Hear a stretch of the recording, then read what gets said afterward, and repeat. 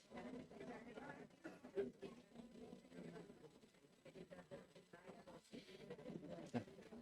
Bien, un saludo, buenas tardes, un saludo a todos ustedes, también a quien nos sigue por streaming, que cada vez juntamos más gente en esta urdimbre afectiva que es el Ateneo.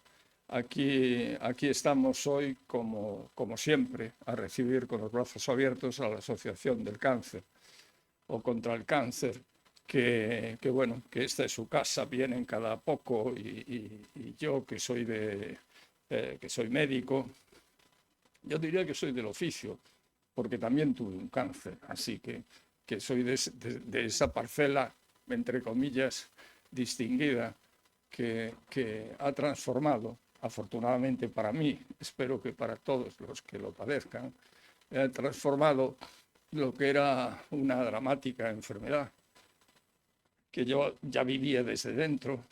Tuve que ir de mis sesiones clínicas donde yo determinaba el tratamiento, radioterapia, quimioterapia, lo determinaba y a continuación me tuve que ir yo allí a la misma sala de espera. Tiene su historia. Pero la realidad es que se ha convertido en una enfermedad para mí crónica, y yo diría que ni crónica, porque entre que no me acuerdo y entre que no me quiero acordar, pues la realidad es que se ha transformado en eso, en una enfermedad crónica, que es lo que esperamos de ella. En cualquier caso, ¿qué voy a decir a la Asociación contra el Cáncer?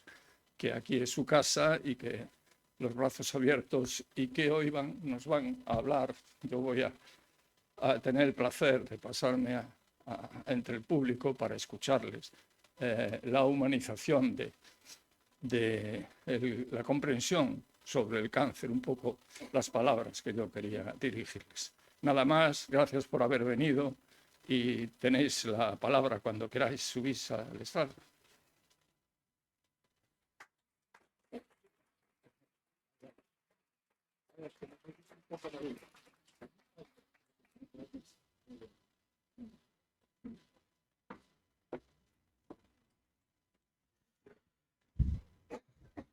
Buenas tardes. Muchas gracias, doctor Rama, por sus palabras. Para la asociación es un honor que nos abra sus puertas una institución tan querida como el Ateneo y que tanto hace por la cultura y por la divulgación. Una institución querida y centenaria. Nosotros no somos centenarios, pero llevamos ya 73 años, que creo yo que no son pocos, intentando hacer el bien al enfermo oncológico y a su entorno. Muchos años prestando una atención integral, universal y gratuita a todo aquel que nos llama a la puerta, que incluye servicios muy diversos, como los que pueden ver aquí en este roll-up, y que incluye alguno más. Ahí no he visto la investigación. En el año 2025, la Asociación Española contra el Cáncer destinó 40 millones, solo en el 2025, 40 millones para investigar contra el cáncer. Gracias a todos los que han hecho posible esta jornada, además del Ateneo. Gracias, por supuesto, a los que estáis en el patio de butacas. Gracias al Gobierno de Cantabria, que a través de las Consejerías de Salud, de Inclusión Social, Juventud, Familia e Igualdad nos apoya. Gracias, por supuesto, a Félix, a Lourdes, a Diego y a Miguel. Luego os disfrutaremos. Gracias a Patricia por tu cercanía y tu implicación.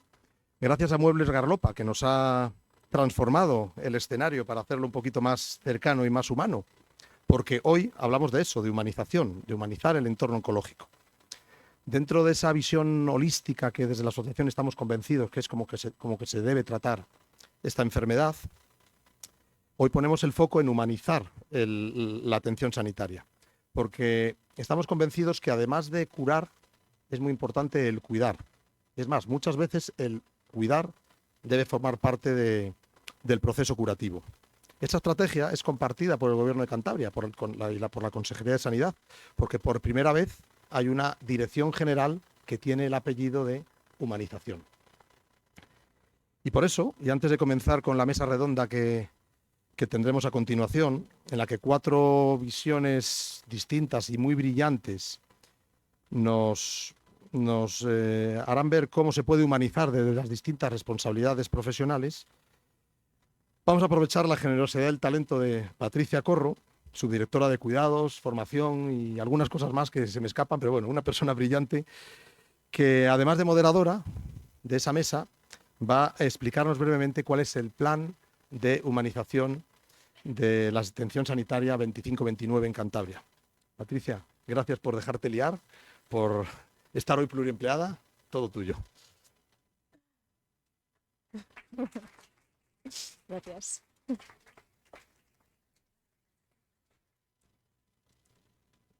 Bien. Yo creo que en un principio puedo, sí. Esto lo quitamos de arriba.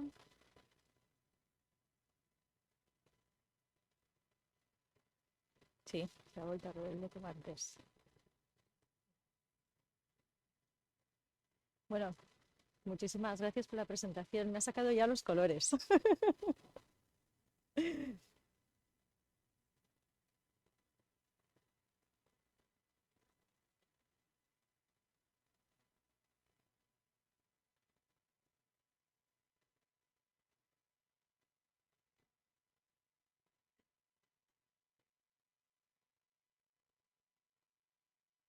Bien. Bueno, pues las cosas del directo. Aprovecho a decirte que gracias por la invitación. Para mí es todo un placer compartir con vosotros el plan de humanización de la asistencia sanitaria de aquí de Cantabria, por la Consejería de Salud. Y además en un foro como este, ¿no? Que veremos cómo las 4 dimensiones de humanización de la Asociación Española contra el Cáncer van muy alineadas al plan de humanización de la asistencia sanitaria que hemos preparado este año. Y creo que ya podemos...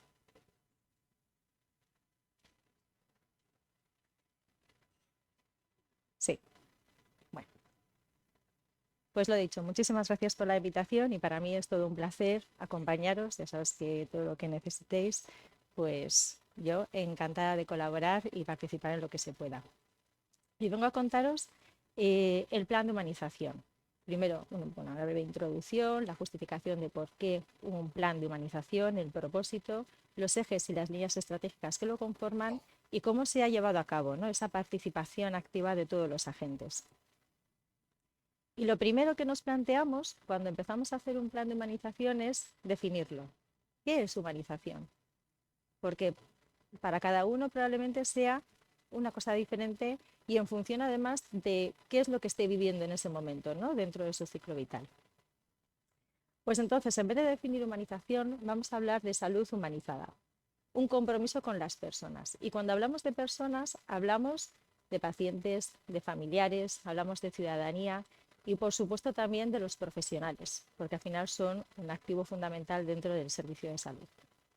Con lo cual, intentamos también que esa humanización tenga las diferentes visiones, bio, psico, social y espiritual de las personas. Pues lo podemos definir o podemos pensar que la salud humanizada es el proceso con un enfoque integral de la persona que prioriza la empatía, la dignificación y el confort del ser humano en los diferentes espacios de atención. Y además de todo eso, promover un entorno que favorezca la atención centrada en la persona y la participación activa de los ciudadanos. Ya son 2 de las dimensiones, ¿no? La atención centrada, atención integral de la persona y la participación de todos los pacientes. ¿Y por qué? ¿Por qué ahora hacer un plan de humanización? Bueno, pues se justifica con la necesidad de humanizar el sistema sanitario y más ahora en un contexto de cambio constante y la introducción de las nuevas tecnologías, que siempre tenemos ese, ¿no? ¿Qué pasa con las nuevas tecnologías, la digitalización del sistema, si eso humaniza o deshumaniza? Y aparte de eso, nos tenemos que enfrentar a diferentes desafíos y retos. Las nuevas tecnologías, los sistemas burocratizados, una alta carga, ¿no? de papeleo todos los días, diferentes estilos de vida. Ahora buscamos otras cosas. Y aparte, los 2 grandes retos que vivimos en Cantabria, la dispersión geográfica, cómo accedemos al ámbito rural, y luego vivimos más y mejor. Así que tenemos un índice de envejecimiento de cronicidad que también es otro de los retos que tenemos que afrontar. Y Aparte de eso, acabamos de pasar un proceso que nos ha impactado a todos, que es la pandemia, y sobre todo a los profesionales. Con lo cual, un pilar fundamental también dentro del plan de humanización es cuidar al que cuida, es decir, ¿no?, a los profesionales. Con lo cual, el propósito: promover estrategias de humanización de la asistencia sanitaria en Cantabria que sitúen al paciente en el centro del sistema, que garanticen su dignidad y derechos y fomenten el bienestar de los profesionales sanitarios. Porque una idea es clara: hay que cuidar al que cuida. Y este compromiso se basa en el respeto, en la escucha activa, la participación y la digitalización humanizada, como veíamos, ¿no? Las tecnologías tienen que ser un complemento, o sea, tienen que estar para ayudarnos a las personas, no tienen que cambiarlo. Ahí está esa digitalización humanizada. Pero es verdad que no partimos de cero, hay un montón de cosas que ya se estaban llevando a cabo. Traigo aquí 4 ejemplos, pero uno de los objetivos también del plan y que nos ayuda es a identificar todas esas estrategias, todas esas acciones que ya se estaban llevando a cabo dentro del área de humanización, y con esto podemos tener este marco que las centre, ¿no? Por ejemplo, bueno, pues dentro del Servicio Cántabro de Salud, la UCI pediátrica de Valdecilla, la comisión de humanización que también tienen, Hospital Abierto, Hospital Amable, con ese mural del Hospital de Laredo, y la nueva zona de psiquiatría también, entornos que son más humanizados, otros nuevos entornos, ¿no?, que es otra de las dimensiones. Bueno, y con todo esto, una vez visto qué es lo que necesitamos, qué es lo que tenemos, por dónde podemos, ¿no?, en qué nos tenemos que centrar, lo conforma el plan los 4 ejes. Personas, hemos visto que es fundamental y principal dirigirnos a las personas, con 2 subejes o 2 dimensiones, vamos a decir: profesionales y ciudadanía. El segundo de los ejes, instalaciones, espacios e infraestructuras. El tercero, nos centramos en los procesos, y el cuarto, en la colaboración y la coordinación. Luego, dentro de cada uno de los ejes hay diferentes líneas estratégicas, y dentro de las líneas ya son cosas más específicas de acciones o objetivos, ¿vale? Vamos a hacer una visión macro de lo que conforma el plan. Dentro del primer eje de las personas, la dimensión de los profesionales, pero como decíamos, es un pilar fundamental dentro de los sistemas. Tenemos las líneas de la formación y la sensibilización de los profesionales dentro del sistema sanitario, la atención y el cuidado al personal del sistema, la participación, hacer que ellos también participen y que nos digan qué es lo que necesitan, ¿no?, qué es lo que quieren dentro del propio sistema. Y luego el reconocimiento, identificar y reconocer esas buenas prácticas que se estaban llevando en un área, que se puedan compartir en otras. El segundo subeje dentro de personas está dirigido a los usuarios, a pacientes, familiares y ciudadanía. ¿Cuáles son las líneas? Pues principal, mejorar la información ofrecida a los usuarios dentro del sistema sanitario, potenciar también la Escuela Cántabra de Salud para la Ciudadanía como un área para la comunicación con las asociaciones de pacientes y con la ciudadanía. La participación activa, una parte clave también de qué es lo que necesitáis, ¿no?, qué es lo que necesita la ciudadanía. La atención a personas usuarias, mejorar la atención y sobre todo la experiencia del paciente, y fomentar hábitos de vida saludable, como veíamos, en esas dimensiones biopsicosocial y espiritual de las personas. El segundo de los ejes está centrado en la parte de instalaciones, espacios e infraestructuras. La accesibilidad. Tenemos que hacer que los centros sanitarios sean plenamente inclusivos para todas las personas, aquellas que tengan una discapacidad, ya sean física, cognitiva o sensorial. La adecuación y el confort físico y emocional de los centros, y disponer también de espacios de ocio, de ejercicio, de relajación, y de intentar mantener esa continuidad en la vida académica y laboral durante el ingreso. El tercero de los ejes se centra en los procesos de trabajo. Un proceso de trabajo, una asistencia centrada en la persona y adaptada, como hemos dicho, a las necesidades en ese momento.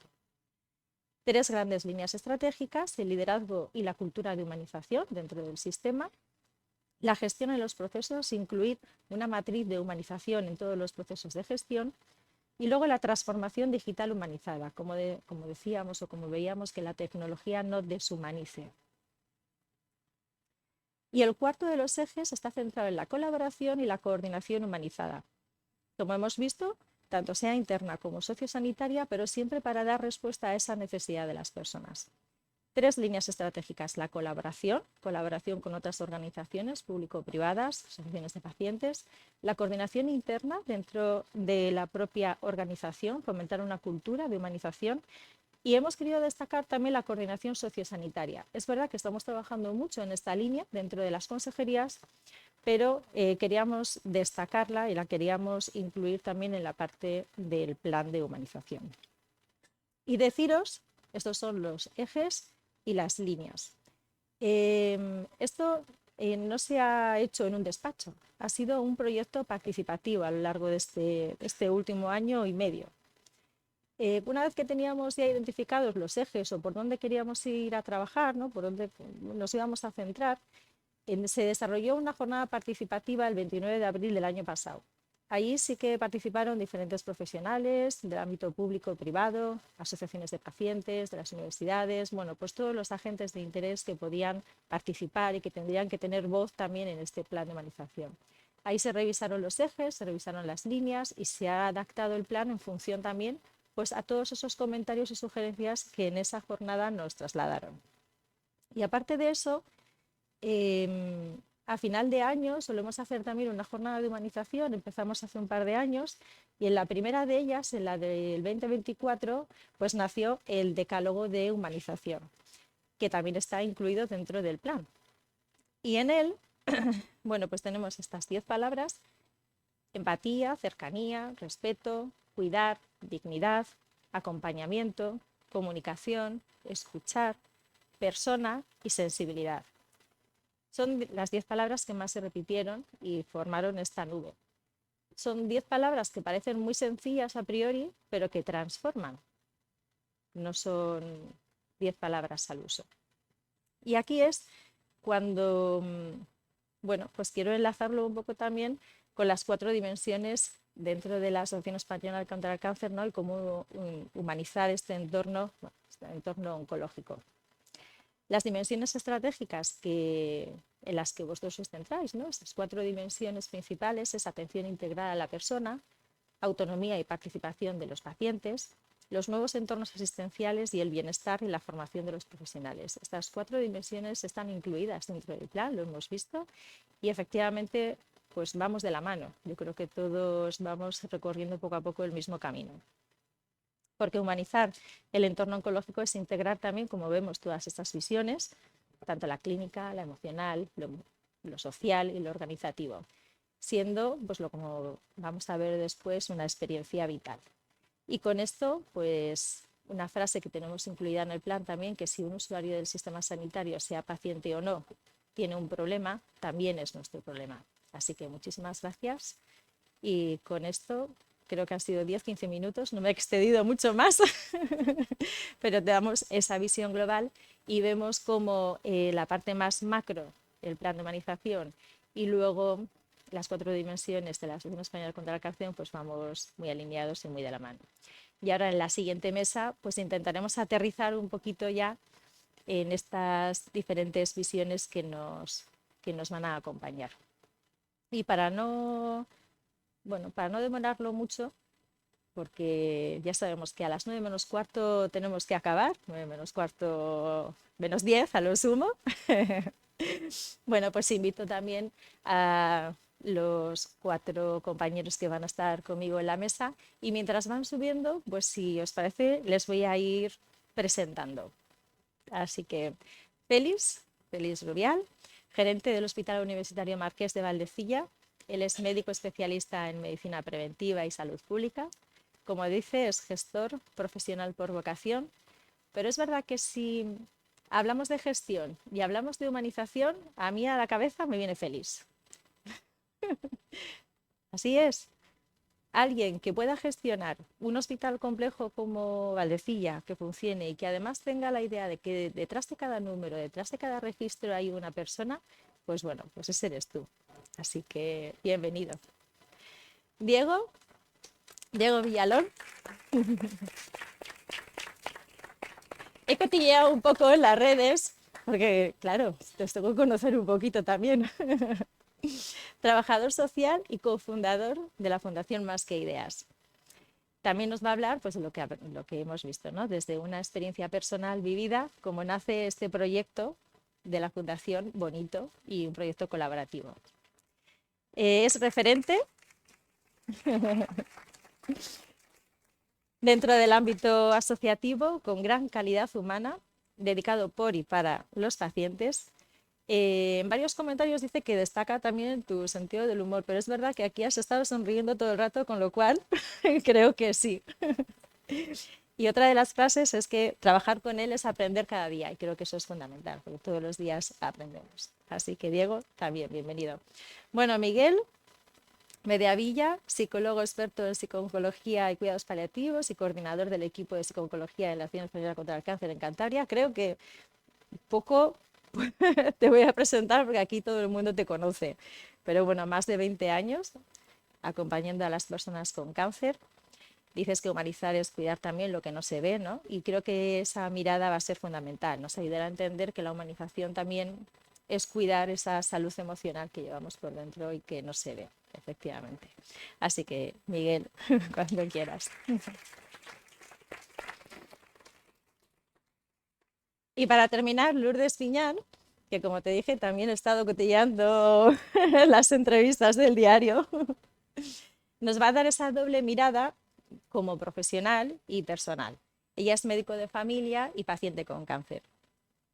Y humanizar es mirar el sistema desde esa doble visión, ¿no? Pues mirar el sistema desde dentro y también vivirlo desde el otro lado, que te crea otra realidad paralela que muchas veces no vemos cuando estamos, ¿no?, dentro del día a día. Y me quedo dentro de la entrevista con una frase que acaba diciendo, no todo es rosa, pero hay que vivir con esperanza. Y sobre todo hay que visibilizar, porque lo que no se ve no existe. Así que, pues bienvenida, Lourdes. Y aquí no tengo más.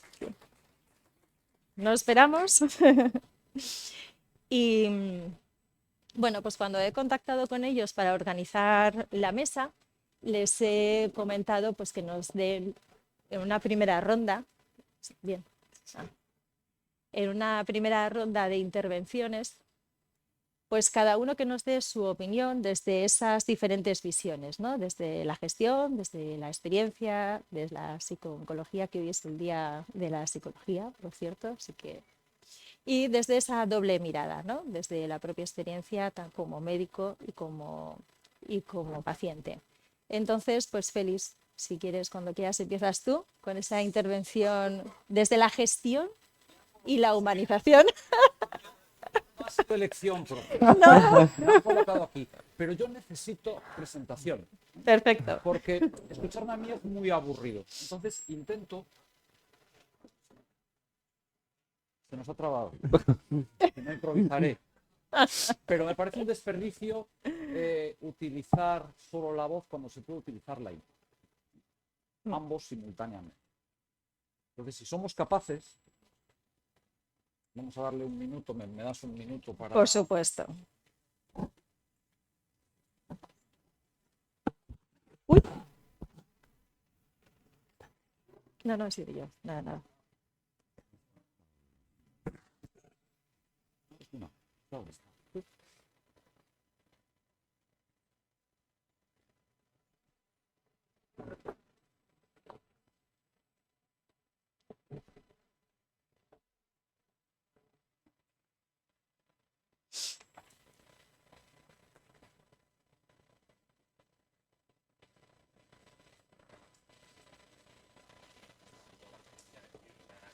Lo de tecnología humanizada. Me ha gustado, La me ha gustado. digitalización. Sí, eso es. La digitalización humanizada. Mira, eso no sabía Humanismo yo. digital. Al final es verdad que tenemos miedo, ¿no? Viene la inteligencia artificial, vienen los diferentes sistemas. Muchas veces nos pasamos mucho tiempo mirando igual a las pantallas y no mirando al paciente, ¿no?, a la persona que tenemos delante. Pero tenemos que hacerlo nuestros aliados.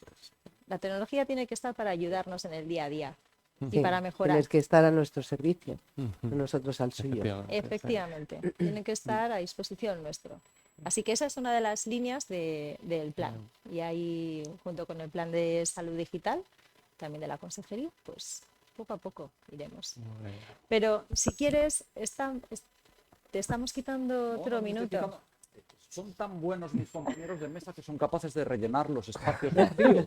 Esto es lo nunca visto. Yo quería empezar haciéndoles una pregunta absolutamente retórica, que es, bueno, ¿por qué la Asociación Española contra el Cáncer ha bueno, pues promovido una reunión como esta hablando de humanización?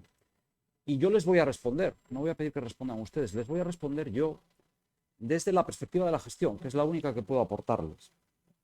Y es que desde las organizaciones sanitarias hemos vivido un proceso tan intenso de tecnologización que ha habido profesionales que nos han dicho, muchachos, bajaros a tierra, porque la relación asistencial es una relación entre personas, entre cuidadores y cuidados. Por tanto, seamos conscientes, la tecnología es un instrumento fantástico, pero ojo, esta es una relación entre personas. Por eso hablamos tanto de humanización. A eso básicamente nos estamos refiriendo. ¿Y cuál es la función de un gestor? Pues yo lo tendría muy fácil y me sentaría ya a hacer lo que dice el plan de humanización de Cantabria que acaba de presentar Patricia. Esa es la labor de un gestor, facilitar que las cosas que se han planificado se ejecuten, sin más. Pero, si me permiten, yo lo voy a resumir en 3 aspectos, muy superficialmente, en 3 aspectos, las funciones de un gestor. La primera, no quiero que les llame la atención, la primera es diseñar. La primera es diseñar. Fíjense ustedes el concepto. La primera función de un gestor en cuanto a humanización es diseñar, porque no es solo cuestión de actitud, no es solo cuestión de concienciación, no es solo cuestión de sensibilización, es cuestión de diseño. ¿Y qué diseñamos desde las organizaciones sanitarias? Pues lo voy a resumir en 4 aspectos. En primer lugar, diseñamos circuitos por los cuales los profesionales prestan asistencia a los pacientes o a través de los cuales los pacientes se mueven dentro de las organizaciones sanitarias. Esto es fundamental. Y seguramente algunos de ustedes lo sufren. En segundo lugar, diseñamos tiempos, los tiempos que se asignan a cada actividad, los tiempos de demoras para determinadas pruebas, para determinadas afecciones. A eso también nos dedicamos. En tercer lugar, diseñamos espacios, y lo decía muy bien Patricia, y lo recoge muy bien el plan de humanización. Los espacios en las organizaciones sanitarias actuales son fundamentales para crear entornos cálidos donde la asistencia sea mucho más humana, precisamente. Y luego, fundamental, diseñamos presupuestos y atribuimos recursos a unos ámbitos asistenciales u a otros. Esto sería el primer punto. El segundo, bueno, antes de eso tengo que decirles que los diseños, los malos diseños pueden hacer que hasta los mejores profesionales vivan su actividad de manera deshumanizada. Es tan importante el diseño que puede hacer que los profesionales se sientan desligados de su tarea asistencial. En segundo lugar, el segundo elemento y la segunda responsabilidad de un gestor es la atención centrada en la persona. ¿Y qué estamos hablando aquí? Pues en que estos circuitos atiendan a las necesidades reales de los pacientes, en que se promuevan espacios de escucha activa con los pacientes, en que se solicite la opinión sobre la experiencia de los pacientes y se incorpore a nuestro plan de actuación, o bien también que se tome en cuenta en un entorno de decisiones compartidas las elecciones de los pacientes, las preferencias de los pacientes. Esta también es responsabilidad por nuestra parte. Y la tercera y última, y lo ha desarrollado muy bien Patricia, es intentar, claro, cuidar a los cuidadores, cuidar a los profesionales, que durante mucho tiempo han estado un poco al margen de nuestras preocupaciones y que hoy, en un mercado difícil, donde hay mucha competencia por atraer talento, pues tenemos la obligación real de cuidar a estos profesionales. Necesitamos, además, crear espacios seguros, espacios donde pueda crecer esa sensibilidad especial para con los pacientes, Y necesitamos formación. Necesitamos sensibilización, concienciación y formación. De la humanización también se aprende. Y finalizo con una cosa más. Hay un cuarto elemento que no lo he incluido, pero que yo creo que es muy importante. Y además es muy importante citarlo aquí. Necesitamos colaboración. Necesitamos colaboración con instituciones como la Asociación Española contra el Cáncer, que nos facilita su desinteresado apoyo a nosotros y a los pacientes, por supuesto. En el ámbito asistencial es evidente, lo acabamos de ver aquí, pero también lo acaba de decir Nacho. En el ámbito de la investigación.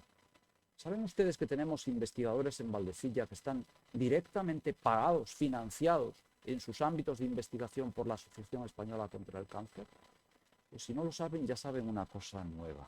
Por eso también colaborar con la Asociación Española contra el Cáncer es colaborar con la investigación oncológica.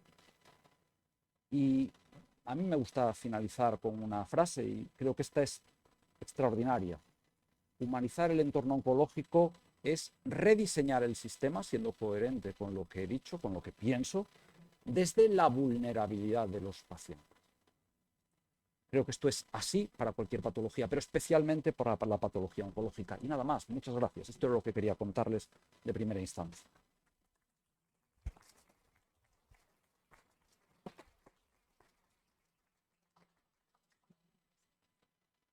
Tres conceptos y estoy totalmente de acuerdo, es importantísimo también la colaboración con todas las asociaciones y con todos los agentes. Diego, cuéntanos tu experiencia, tu intervención, o sea, tu experiencia que te ha hecho después fomentar, ¿no? Y participar y crear esta fundación de Más de Ideas. Vale, pues Comparte con nosotros esa visión de la humanización, desde la experiencia propia. sí, en primer lugar, daros las gracias porque para mí es un placer estar hoy aquí con todos vosotros y aparte también acompañado de personas que tengo tanto cariño y respeto, así que por esa parte una gozada y aparte hablar de un tema que a todos nos importa y aunque muchas veces no seamos conscientes, nos repercute la humanización a todas las personas. Y es un concepto que no es nuevo, es decir, esto ya lleva años entre nosotros y se han hecho mejoras. Puedes ver hospitales, centros de salud en diferentes partes de España que han hecho bastantes progresos, pero queda un montón por hacer. Sí, sí. Antes, cuando hablabas de mi sentido del humor, yo decía, ya verás tú hoy porque vengo cañero. Es decir, vengo un poco reivindicando que necesitamos acelerar los ritmos, porque hay muchas cosas por hacer y las necesidades están hoy presentes. Yo, bueno, formo parte de la Fundación Más que Ideas, que es una organización sin ánimo de lucro, de ámbito civil, inmensamente más pequeña que la Asociación Española contra el Cáncer y mucho más joven. Y bueno, nosotros trabajamos en el ámbito del cáncer, lo formamos personas que hemos tenido cáncer, en mi caso ya hace 23 años, y lo formamos personas que hemos tenido cáncer y lo que hacemos es proyectos de investigación social, proyectos de información, apoyo educativo, todo es gratuito, ¿vale? Entonces hacemos libros, manuales, talleres, etc. Y todo el trabajo que hacemos lo hacemos mano a mano con pacientes, familiares, organizaciones de todo tipo y eso ayuda a tener acceso al conocimiento del paciente que está hoy en la consulta, no el Diego de hace 23 años, que es otra realidad. Es decir, las personas que no solo están hoy en consulta, sino los familiares que están a pie de cama, las personas que van al centro de salud, aquellos que de repente tienen un impacto económico por su enfermedad que no saben por dónde tirar. Y es muy importante tener acceso a esa información del día a día, que estos planes de humanización también deben captar, porque las necesidades van evolucionando y hay que ir viendo qué es lo que las personas necesitan. Y en ese diálogo social que tenemos, me atrevería a decir, se ha hablado ya, no voy a decir nada nuevo, pero las grandes demandas, y para mí una de las principales es que la sociedad demanda otra forma de relacionarse con el personal sanitario. Sí, sí. Yo, de verdad, que en el año 2026 todavía nos encontremos con determinadas relaciones lejanas, jerárquicas, de personas que nos digan lo que tenemos que hacer, personas que nos juzguen, personas que nos traten. Yo siempre digo, puede ser lo que sea en esta vida. Te diagnostican un cáncer y pasas a ser paciente. Es como que de repente te meten en un cajón y parece que que no podemos entender la información. La podemos entender si se nos informa, ¿no? Entonces, la empatía, es fundamental escuchar, mirar al paciente. Yo siempre digo, aunque sea unos segundos, unos minutos, preguntar, es fundamental. Necesitamos unas relaciones más equilibradas. Esta cosa del médico arriba, el paciente abajo, no puede ser. Bueno, hoy hemos cambiado el rol. Estás en una silla un poco más bajita, pero es algo que sucede, ¿no? Otra parte tiene que ver con los espacios que han dicho. Vamos a ver. Las salas de consulta, las salas de espera. Ir a un hospital es un sitio hostil, nadie queremos estar, las cosas como son, pero ya que vamos, que sea pues lo más, pues como intenta hacer la Asociación Española contra el Cáncer en sus sedes, pues que te sientas en un espacio que estás más a gusto, espacios con luz exterior, bancos que sean cómodos. No voy a mirar a mi madre que está en esta sala y dice estos bancos de Valdecilla qué fríos y duros son. Pues muchas cosas, o habitaciones donde cuando nos ingresan no haya tanto ruido y tantas interrupciones. Cuando entre el personal sanitario, pues yo siempre digo, yo sé que tenéis que entrar, pero llamáis un poco a la puerta, esperáis un segundo o dos y a nosotros nos estáis dando un mundo, ¿no? Eso es importante. Los procesos que también se han mencionado me parecen perfectos y solo quiero dar el detalle de las esperas. ¿Por qué nos llaman pacientes? Pues es lógico. Es decir, tenemos que tener una paciencia porque siempre hay que esperar. Nos pasamos el día esperando.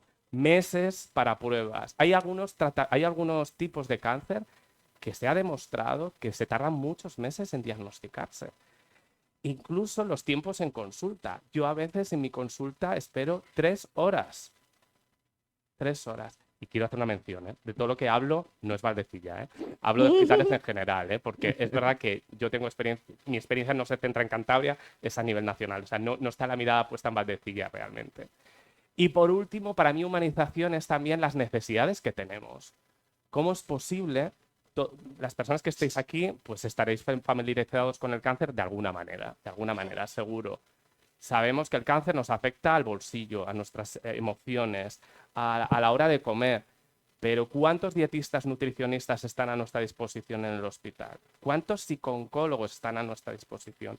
Trabajadores sociales hay, pero están súper limitados y nos convertimos en administrativos, de gestores de ayudas. Es decir, eso también es humanización. Y por ir acabando mi intervención, ¿eh? La participación es fundamental y debe verse la forma en cómo integrar la voz de la ciudadanía articulada a través de organizaciones, pero también de personas individuales, es fundamental. Me ha encantado lo que habéis dicho, que hay que integrar al personal del hospital, sea sanitario o no. Es importante, hay que contar con los equipos de enfermería, de limpieza, de mantenimiento, de cirugía, porque si cambiamos procesos sin considerar los puntos de vista de los trabajadores, se pueden producir resistencias que a veces son lógicas. Entonces es importante tenerlas en cuenta. Entonces todo este proceso se hace más complejo, pero a mí me dijeron que ante un problema difícil, soluciones fáciles no hay. Entonces es algo clave. Y la última reflexión, que lo dejo ahí, ¿eh? Yo utilizo el concepto humanización, estoy de acuerdo con el concepto humanización, pero creo que debemos evolucionar el concepto de humanismo. Porque al menos para mí humanización se relaciona mucho con implementación de acciones, que está muy bien porque necesitamos cosas. Pero yo confío que la humanización forme parte de la cultura de las organizaciones sanitarias, de la esencia, de la gestión, porque una vez que arriba todo el mundo está concienciado, está formado, etcétera, el diseño de todos esos procesos obviamente tendrán que basarse no solo en los pacientes y familiares, porque hay otros criterios presupuestarios, etcétera, pero va a salir todo de manera más natural, por lo menos como lo veo. Vamos. Sí, sí, totalmente de acuerdo. Al final la humanización tiene que ser parte de la cultura de la organización, ¿no? Desde lo que dices, desde todos los ámbitos, desde arriba hasta abajo. Y escuchar a los profesionales son ellos los que están en el día a día. Claro. Al final nos van a decir qué es lo que necesitan, cuáles son los problemas, ¿no? Qué es lo que están viendo que podemos mejorar. Lo mismo que las asociaciones de pacientes. Al final sois vosotros la voz de las necesidades que hay hoy en día, ¿no? ¿Qué es lo que podemos hacer? ¿Por dónde podemos ir? Así que también esa voz es fundamental, como decías. Bueno, gracias. Luego seguimos. Miguel, bueno, desde esa parte de la psicooncología también, ¿no? Esa parte que no se ve, esa salud emocional. como tu Bueno, visión. Lo primero que decir es que ahora tengo que ir detrás de Félix y Diego y a ver qué hago yo. Pues anda que yo. Pues esto es ¿Eh? ¿Lo habéis puesto complementario. difícil? Bueno, Diferentes voy- visiones, como voy- hemos visto. voy a intentarlo, ¿no? Y me gustaría empezar con una frase de la presidenta de la Asociación Española de Psico-Oncología, Tania Estapé, que dice que nadie nace cuando le diagnostican cáncer, ¿no? Es decir, que, ¿cómo podemos decirlo? El cáncer afecta a las células, es una enfermedad de las células, pero va más allá, afecta a la vida de las personas, ¿no? Y es algo que yo creo que me parece que es importante que empecemos por ahí, ¿de acuerdo?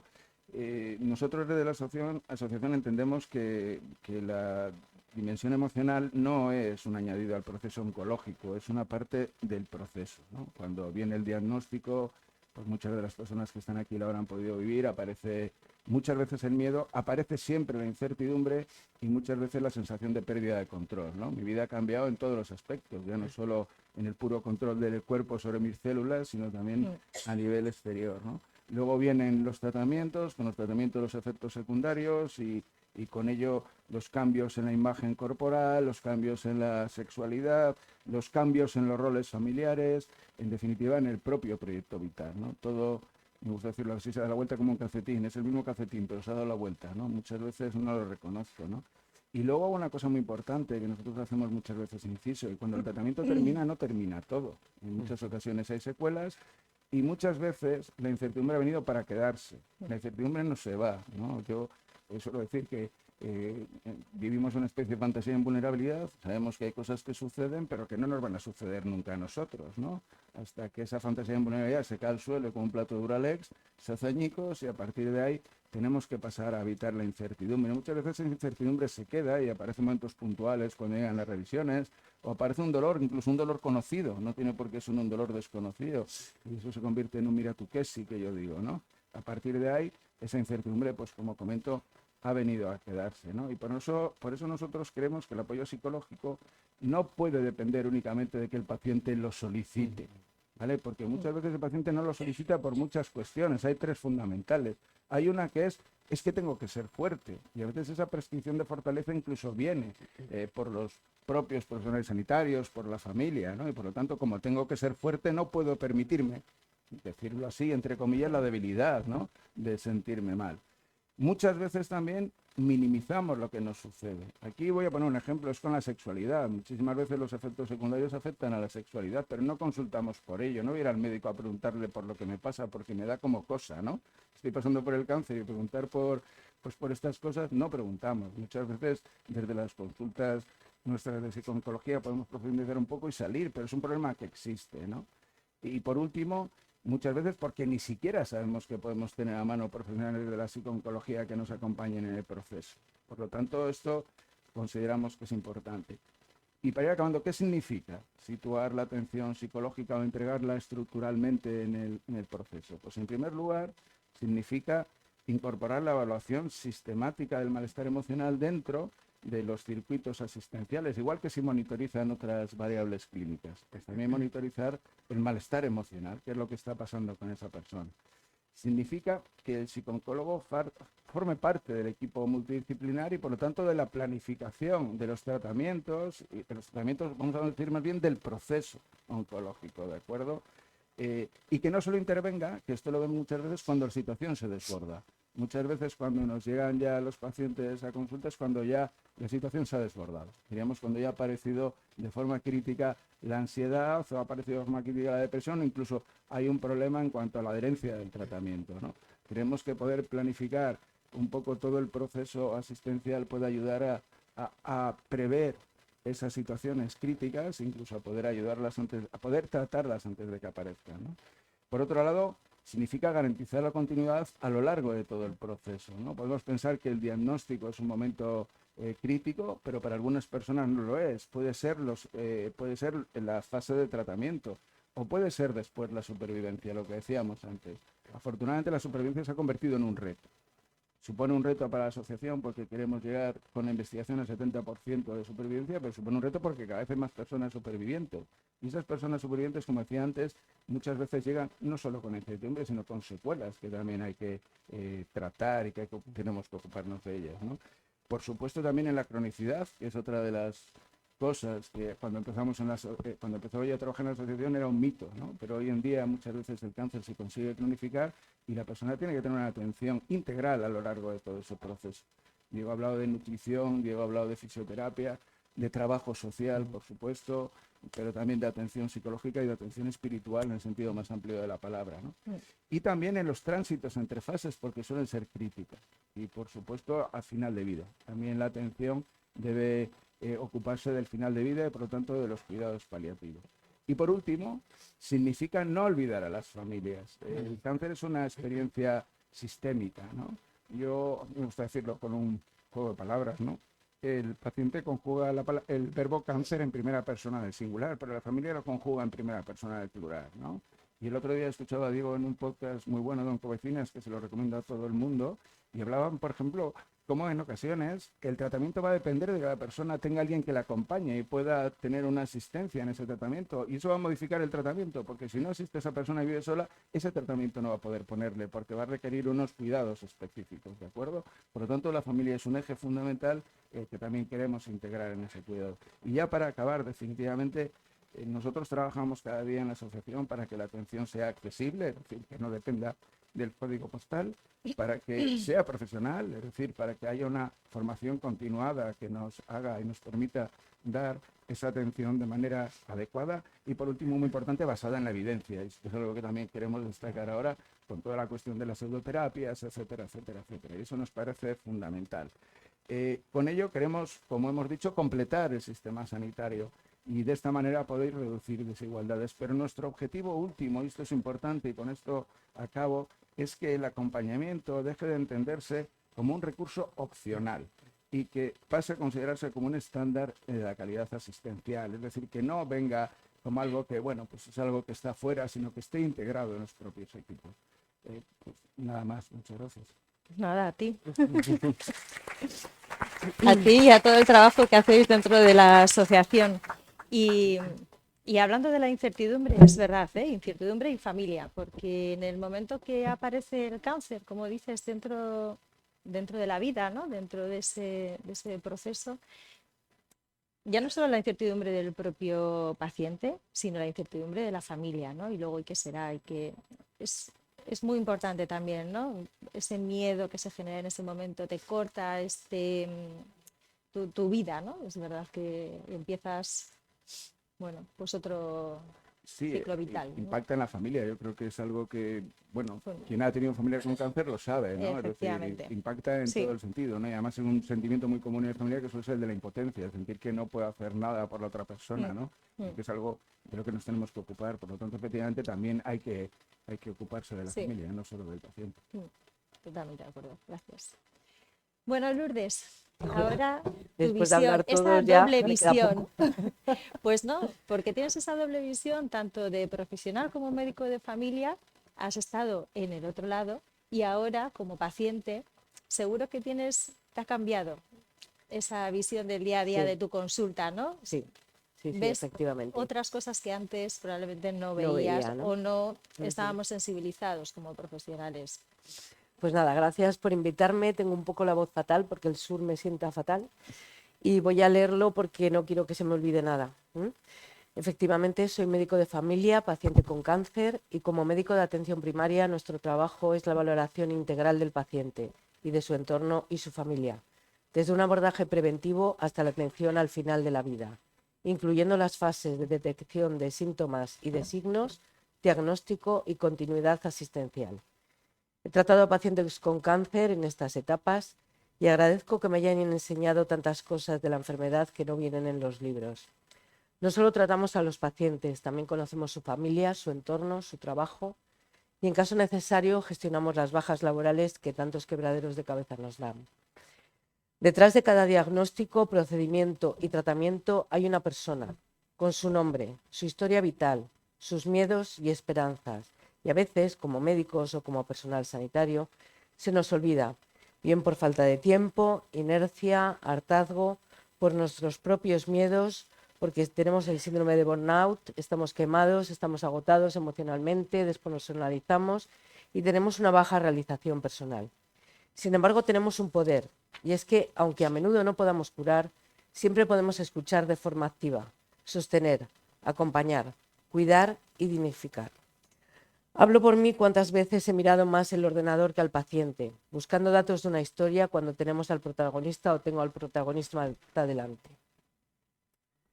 Que no solamente nos está hablando de sus síntomas físicos, sino que si le escuchamos de forma activa y sobre todo si le preguntamos, también de sus temores, de sus dudas, expectativas y necesidades. Y esto es lo que a menudo nos pasa, que no preguntamos, que a veces interpretamos mejor un electro o una resonancia que emociones y sentimientos de los pacientes. Porque igual en la facultad no nos han enseñado habilidades de comunicación o no las tenemos. Que no nos queremos contagiar de la ira, la frustración, el miedo y la soledad que produce perder la salud.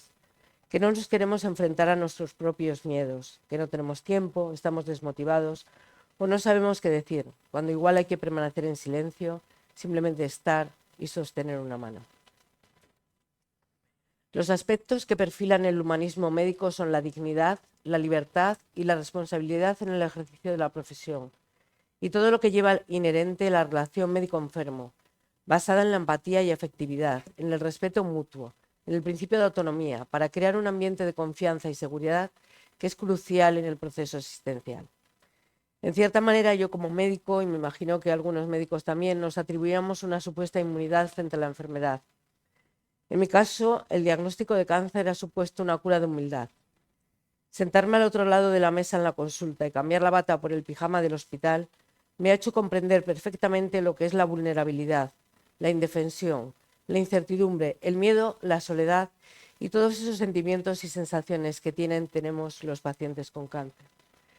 Como decía Albert Joubel, yo también tengo dos carreras de medicina, la vertical como médico y la horizontal como paciente. En la vertical veo la enfermedad y en la horizontal la vivo.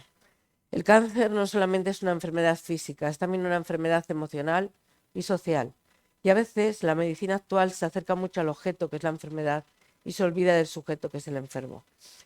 El cáncer no es solo un duelo de la salud perdida, es un duelo de la apariencia física, de las relaciones sociales y familiares, del ocio, del pasado, del futuro, de la vida activa y el trabajo.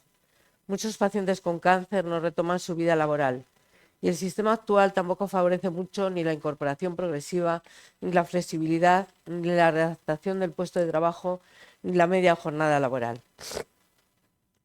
El cáncer no termina cuando finalizan los tratamientos. La enfermedad continúa, con controles cada ciertos meses, en los que vuelve la incertidumbre y el miedo por los resultados.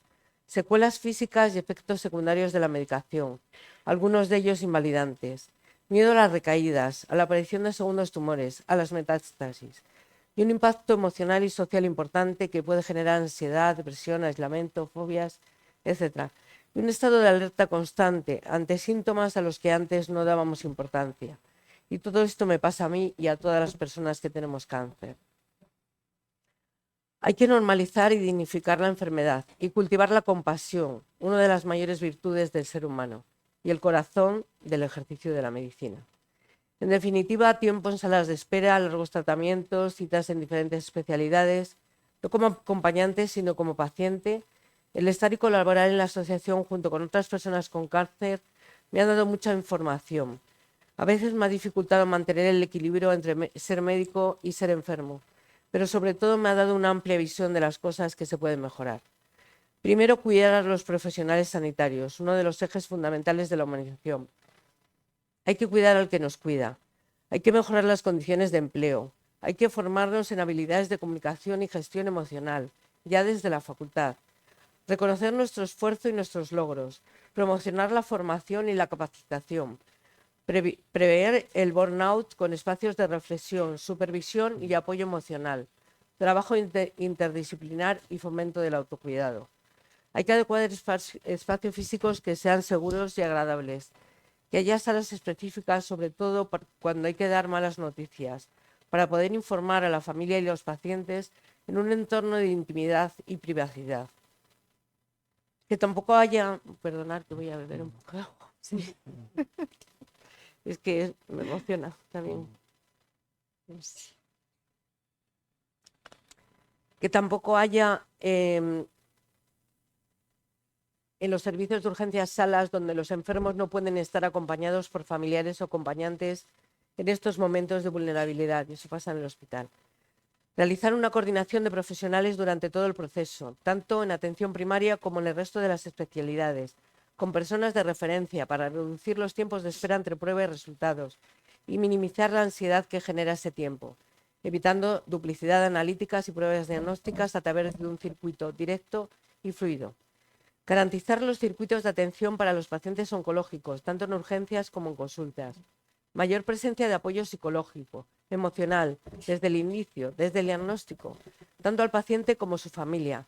Apoyos sociales, información de asesoramiento laboral, asesoramiento económico, información de asociaciones como asociaciones de pacientes o la Asociación Española contra el Cáncer. Equipos multidisciplinares, donde además de psicólogos, fisios, asistentes sociales, haya nutricionistas. Y ya acabo, ¿no? Perdonad, o sea, es que...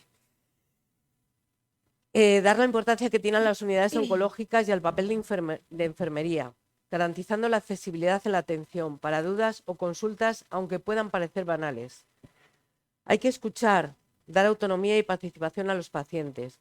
Humanizar la atención sanitaria implica garantizar el derecho de cada persona a comprender su situación, a tomar decisiones, a ser informados sobre su estado de salud, de forma clara, secuencial y respetando sus tiempos, y sobre todo con sensibilidad, y a participar en el sistema que le atiende, reforzando así su autonomía.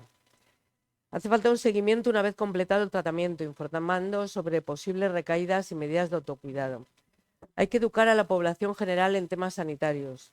Hay que prestar atención a los familiares que nos acompañan y a los cuidadores principales que también sufren con nosotros. Hay que solicitar y admitir propuestas desde diferentes ámbitos que puedan aportar y sumar humanización. Hay hospitales que integran disciplinas como técnicas de relajación o yoga. Y creo que hay que poner al paciente en el centro, acompañarle en todo el proceso, no solamente en el diagnóstico y tratamiento activo, porque en cierta manera, igual cuando acaba ese primer paso, nos sentimos abandonados. Hay que escucharle, hay que escucharnos y sacar información de nuestras expectativas y nuestros miedos. Y sobre todo, cuidarnos con esperanza. Gracias.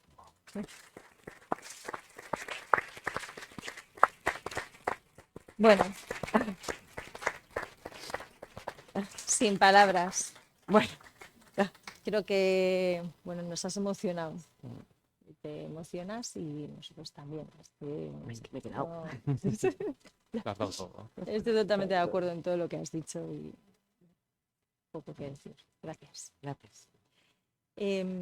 Nos queda todavía un ratín, 15 minutitos, 20 minutos, perfecto. Entonces, no sé si queréis preguntar algo, compartir alguna experiencia. Es el momento que si queréis, tenemos yo también, los 5 a vuestra disposición. Y si no, pues yo sigo lanzando preguntas. Pues sigo. Unido además a una cosa que has dicho, Diego, ¿no? De la atención centrada en la persona, ¿no? Estamos haciendo realmente una atención centrada en la persona. Hablamos en el plan que tiene que ser una atención por y para las necesidades. Una de las dimensiones también de la Asociación Española contra el Cáncer es también una atención integral a las personas, pero incluso en algunos sitios ya estábamos viendo, ¿no? La OMS, yo creo que en algunos planes habla ya no de atención centrada, sino que sea parte del equipo, ¿no? No todos alrededor, sino que sea uno más. ¿Qué opináis? O sea, ¿realmente estamos haciendo una atención centrada en la persona o cómo podemos llegar a hacer realmente? Bueno, a ver, Diego, yo, ya por ejemplo, es decir, ya que lo todavía, has dicho, sí, has todavía dicho, ya habías no sacado hay, ahí un poco. todavía no hay atención centrada en la persona.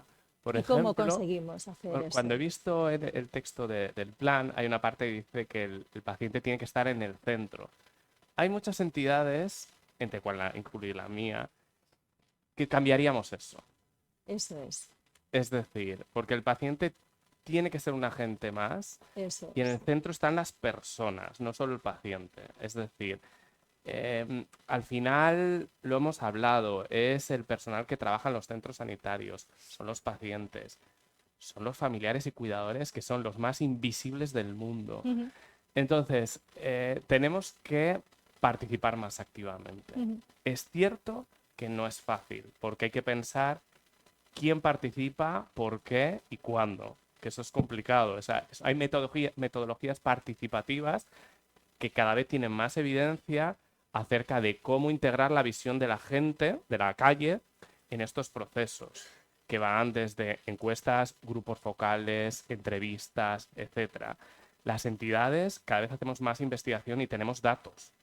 Tenemos el reto de hacer cómo volcar esos datos para que todos nos enriquezcamos de esos datos. Pero para mí, mi sentir, básicamente, es favorecer esa participación de una manera más continuada. Para mí es ujú. la clave. Y formación. La formación del personal sanitario. Para mí es clave. Lo ha comentado ella desde las universidades. Se necesitan competencias comunicativas, Sí, competencias culturales, que esto es nuevo y esto viene fuerte. Vivimos afortunadamente una sociedad cada vez más diversa, de gente de diferentes partes del mundo, maravilloso. Entonces hay que saber comunicarnos con el respeto debido a las diferencias culturales o a la diversidad por orientación de género, por identidad de género. Todo esto viene fuerte y para mí es algo que debe empezar desde las universidades. es importante.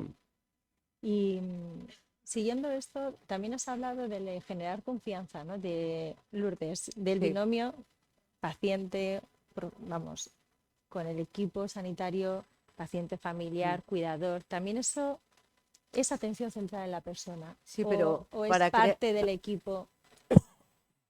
todo eso requiere que haya que crear ese ambiente. O sea, la confianza no viene sola porque yo sea médico y alguien sea paciente, Mm, o porque yo sea paciente y esté con un médico, ¿no? Hay que crear un clima, claro. ¿no? Un clima pues en el que el profesional está escuchando de verdad, no está no escuchando. Hay que crear un clima en el que se permita hablar de otras cosas que no sean los síntomas físicos, ¿no? A veces Mm. preguntamos qué le pasa, desde cuándo y a qué lo atribuye, ¿no? Que es un poco la metodología, ¿no? Pero a veces no preguntamos cómo se siente. Eso es. O sea, no sé, que es una pregunta sencilla y al mismo tiempo nos puede dar mucha información, ¿no? Y a veces el paciente con sus expectativas nos está dando una información que no la estamos captando, porque no oímos lo que él nos está diciendo, Lo estamos oímos escuchando. oímos lo que queremos nosotros oír, ¿no? O sea, y si la respuesta no es acorde a nuestra pregunta, no llegamos a ese punto de información. Mm, Entonces, Sí. esa confianza se crea, Sí. no está ahí. Y observando, preguntando, como habías dicho, y escuchando, ¿no? Sí. Una escucha activa. Y con un ambiente de cercanía también, ¿no? O sea, no como Incluso algo cómo se jerárquico, expresa ¿no? físicamente, ¿no? Que muchas veces en la parte emocional es como él se expresa ya simplemente con los movimientos, ¿no? Sí, hay una cosa, si me permitís, que es Claro. curiosa. El paciente muchas veces cuando entra a consulta lo primero que hace es mirar la cara del Ah. médico. Sí. Es decir, ahí ya va a ver un poquitín por dónde van los tiros, ¿no? Y es algo muy habitual, ¿no? Y no sé si al revés pasa siempre lo mismo, ¿no? Ya. Pero el paciente que entra a una revisión oncológica y tiene los resultados de un TAC, lo primero que hace es mirar la cara del paciente, del Sí. enfermo, perdón, del del médico. médico. Del médico, del del médico.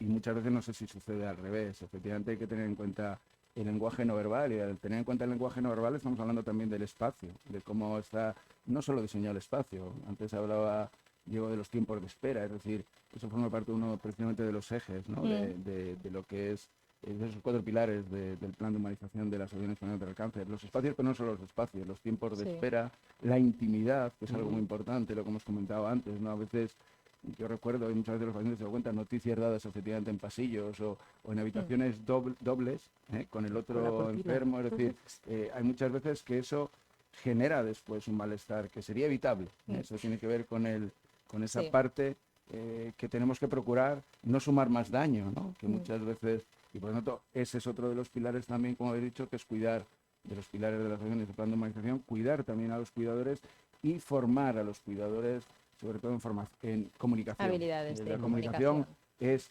fundamental, creo yo, en el hecho médico, mucho más allá de lo que pueda haber con las tecnologías, ¿no? Son fundamentales, ayudan, pero la comunicación sigue siendo fundamental, ¿no? Y muchas veces nosotros nos encontramos con que hay errores de comunicación. Hay una cosa que nos parece fundamental, que es que tengamos claro que el paciente ha entendido lo que nosotros queremos explicarle, ¿no? Porque a veces no sucede eso, ha entendido otra cosa y se queda con la otra cosa, ¿no? Y fijaros, al final voy a caer en un tópico, pero atender podrá tener varias acepciones, pero tiene dos fundamentales, ¿no? Que es cuidar y es escuchar, y es prestar atención, ¿no? Y eso me parece fundamental, efectivamente.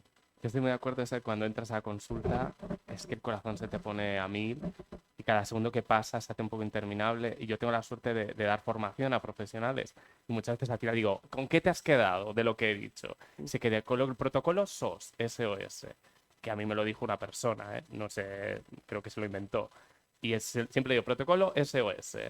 Cuando alguien entra a consulta, saluda, observa, sonríe.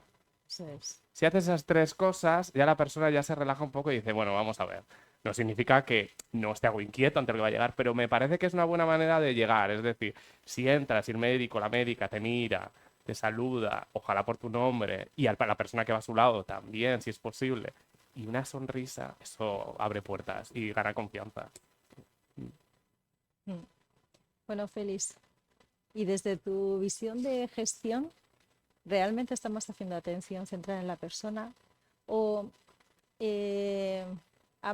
para más así, qué señal o qué indicador o qué verías tú que realmente estamos haciendo atención centrada en la persona? ¿Qué te diría? Ahora vamos por buen camino. Yo soy positivo por naturaleza y yo creo Sí, yo que también. evolucionamos, los profesionales, los sistemas evolucionan conforme a la sociedad que los contempla, ¿no? Es contracultural, de lo que estamos hablando es contracultural para los profesionales. A los profesionales se nos ha enseñado a estandarizar, a homogeneizar, a reducir variabilidad. Y lo que realmente la sociedad nos demanda, y creo que la razón también nos demanda, es que individualicemos. No hay enfermedades, hay pacientes, hay personas enfermas, cada una con su singularidad, y eso obliga a que los profesionales, a que el sistema se adapte individualmente a cada una de las personas. Mientras no seamos capaces de adaptar nuestra actuación a la persona que tenemos delante, y eso implica la comunicación, nuestro discurso, la información que trasladamos, nuestra propia actitud física, corporal, etcétera, no vamos a conseguir realmente que el sistema se centre en la persona. Y para mí, la clave está en un adverbio, es que tenemos que centrar la atención en cada persona, porque cada persona es diferente. De eso tenemos que tomar conciencia y eso, repito, es dificilísimo porque hemos sido formados exactamente en todo lo contrario, en estandarizar, en reducir la variabilidad, en aplicarnos bueno, pues una serie de recetas en la que el mundo ahora nos demanda trajes a medida. Pues tenemos que ser sastres de trajes a medida para adaptar nuestra actuación a lo que se nos demanda. Totalmente de acuerdo. Y es que es verdad, cada uno tiene unas necesidades diferentes, que es lo que estábamos viendo, ¿no? Ofrecer, ¿qué es lo que...? Perdona, Patricia, en un entorno de toma de decisiones compartida. Creo que es un término que a lo mejor hay que explicar. Durante mucho tiempo la asistencia sanitaria estaba centrada, especialmente la asistencia médica, estaba centrada en el paternalismo. Y todavía quedan secuelas de ese paternalismo donde pues todo para el pueblo, pero sin el pueblo. El que decidía era el sanitario, ¿no? Esto afortunadamente ha cambiado. Y cada vez, seguramente nos queda mucho por mejorar, y yo soy tan ambicioso como Diego, o como Miguel en ese sentido, pero hemos evolucionado mucho y hemos conseguido ser conscientes de que la toma de decisiones tiene que ser un acto compartido con cada persona que tenemos delante. Con cada persona, con sus circunstancias, con su familia, con su situación social, económica, emocional, por supuesto. Y eso implica preguntar, implica escuchar, implica preguntar para entender, no para responder. Muchas veces preguntamos para responder. Sí. Esa no es la cuestión. La cuestión es preguntar para entender qué está sintiendo la persona que tenemos delante. Y eso implica un cambio por nuestra parte absolutamente radical. No sé si estás de acuerdo, Lourdes. Totalmente. Yo no vengo de la clínica, yo no veo Totalmente. pacientes, Sí, sí. tú sí, y es Totalmente. Sí, porque además el paciente está deseando contarlo, pero Claro. nosotros no le dejamos. Claro. O sea, no le dejamos, le vamos conduciendo por donde queremos que vaya. Y él no quiere ir por ahí igual. O sea, tenemos que dejar que se exprese. Y ahí la Y importancia preguntarle también. y escucharle. Claro. Dios.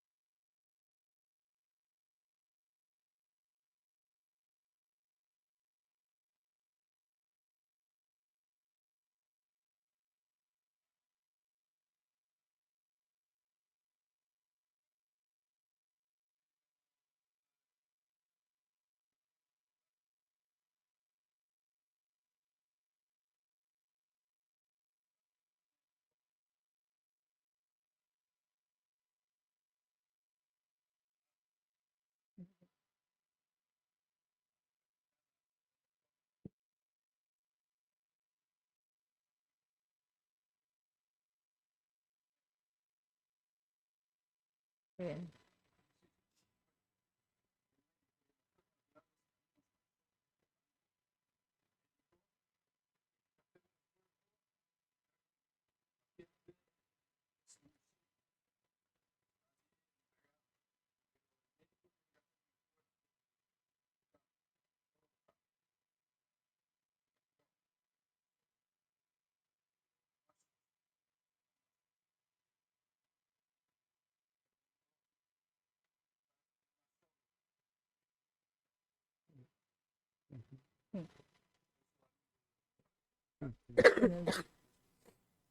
Querías decir. Sí, si me permites, Patricia, un poco al hilo de cosas que han comentado Félix y Diego, ¿no? Precisamente el segundo de los puntos de esos 4 pilares de la Asociación Española contra el Cáncer y contra la Humanización es la autonomía y la participación, ¿no? Sí. Primero, en cuanto a la toma de decisiones compartidas, que es algo que nosotros procuramos trabajar día a día en nuestra consulta, es decir, tú pregunta y tú... Es decir, hay una parte, siempre lo decimos así, el médico sabe de medicina, pero tú sabes de tu vida. Y por lo tanto, a la hora de tomar decisiones sobre los tratamientos también forma parte de tu vida, de esa toma de decisiones, ¿no? Es decir, lo que decía, yo creo, Félix, de ese antiguo paternalismo lo tenemos que ir cambiando poco a poco, ¿no? Es estructural y hay que trabajarlo mucho, pero es importante que el paciente participe de esa toma de decisiones, ¿no? Y dentro de eso, también muy brevemente, la asociación está impulsando una red de pacientes con voz, que me parece que es algo muy importante, y alguno de los pacientes míos está participando, para que se escuche la voz de los pacientes, incluso a la hora de, no de los diseños experimentales, pero qué investigaciones, a la hora de las políticas públicas, y más que ideas trabaja muchísimo en ese sentido, y al mismo tiempo incluso en las publicaciones nuestras de la asociación, pero escuchar a los pacientes, ¿no? Es decir, de qué es lo que ellos necesitan, no hacerlo como viene siendo tradicional desde arriba, ¿no? Ujú. Sino escuchándolos, ¿no? Y esa parte efectivamente me parece fundamental en Sí. el momento, en el contexto actual de la sociedad. Es Es- fundamental. Es fundamental y es necesaria. Y bueno, por ahí yo creo que dentro del servicio de salud he de decir que vamos, ¿verdad, Feliz? Es importante escuchar y ver qué necesidades hay pues, para adaptar luego el sistema también y poder ayudar en todo lo que podamos. Bueno, me dicen que nos quedan 5 minutos, 5 minutitos. Así que para terminar con la mesa, que me da pena porque al final ya estamos cogiendo ritmo, pero bueno, sí que me gustaría cerrar las conclusiones con vosotros. Así que compartir una frase, una palabra, una idea que queráis que sea como conclusión de la mesa y que la gente se pueda llevar. Una idea principal. Venga, Miguel. Empiezo yo. Sí. Bueno, yo creo que un poco al hilo de lo que han comentado los compañeros, ¿no? Yo creo que poner a la persona en el centro, podemos discutir si en el centro, pero sí que creo que significa algo que decía Félix, ¿no? Que el sistema se adapte a la vida de quien transita el cáncer y no al revés, ¿no? Que la persona se tenga que adaptar al sistema, ¿no? Y para eso efectivamente hay que escuchar. Por lo tanto, me parece importante en ese sentido lo que decía Félix, algo importante porque es cada persona es diferente y por lo tanto tratamos personas, no tratamos enfermedades, ¿no? Y eso hay que ponerlo en el centro, yo creo, es un punto clave como punto de partida. Bueno, me ha pisado Miguel. Ahora me ha tocado el primero. Le tocaba a él, claro. Pues yo diría que probablemente una frase poderosa podría ser que la humanización no es un complemento del sistema, sino que es su razón de ser. A lo mejor es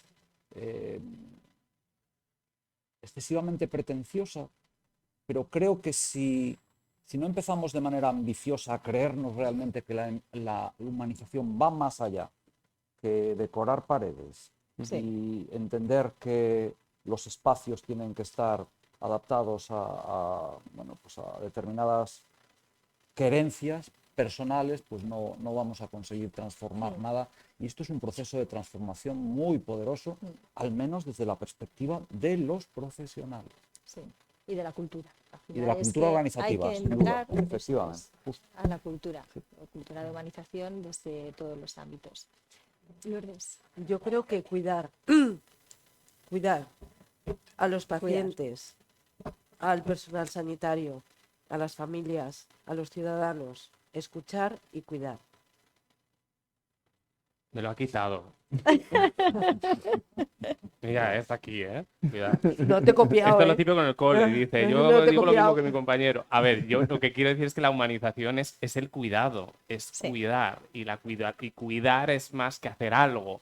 Para mí es una filosofía, es una forma de trabajar. Y antes lo han comentado muy bien. Es decir, la medicina, igual que otras disciplinas sanitarias, para mí debe ser una combinación de ciencia y arte. Y la parte de arte puede ser aquella en la que cada profesional pueda aportar su valor humano, se pueda formar en áreas de conocimiento de los cuales no está acostumbrado y podemos, digamos, disminuir ese burnout que hablamos antes de los profesionales, podemos reducir esa despersonalización que tiene mucho personal sanitario que al final sigue procesos y no se da cuenta del valor que tiene que una persona de repente te mira a los ojos y te diga, mira, si sigues esta línea y vas para allá, lo vas a encontrar si no preguntas. Alguien te hace eso, te sonríe y dices, aquí ha cambiado algo. El cuidado, es decir, para mí, si lo ponemos como algo transversal de nuestro trabajo, es la clave, vamos. Félix. Sí, es que me acaba de encender una bombilla, Diego, ahora mismo. Hay un filósofo... Que somos más que ideas, la bombilla. Efectivamente. Más que Entre el profesor Rama y Diego me ha surgido una frase de un filósofo norteamericano de finales del siglo pasado, así como un peregrino se llama, y que dice, seguramente la han escuchado muchas veces, la medicina es la más humana de las ciencias y la más científica de las humanidades. Yo creo que eso es aplicable a la asistencia sanitaria en general. Y es un lema, yo creo que eso, como decía el profesor Rama, debiera estar en los frontispicios de los hospitales, indicando esto para que todos fuésemos conscientes de realmente esa razón de ser. Bueno, con eso Pues ya sí, es la Ya clausura. cierre. Yo daros las gracias a los 4 por acompañarme en la mesa. Ha sido un placer escucharos. Dar las gracias a la Asociación de Pacientes también por la invitación y por, bueno, por organizar también este foro. Gracias a todos por acompañarnos esta tarde. Y es verdad que me quedo pues, con la escucha, la individualización, porque cada uno tenemos unas necesidades diferentes. Cuidar, ha salido en todas las sesiones, en todas las intervenciones, ¿no? Cuidar al que cuida, cuidar a la persona y decidir. Humanizar es decidir, es organizar, es acompañar y sobre todo escuchar, ¿no? Y ya con la frase que nos has compartido cerramos la mesa. Pues muchísimas gracias a todos.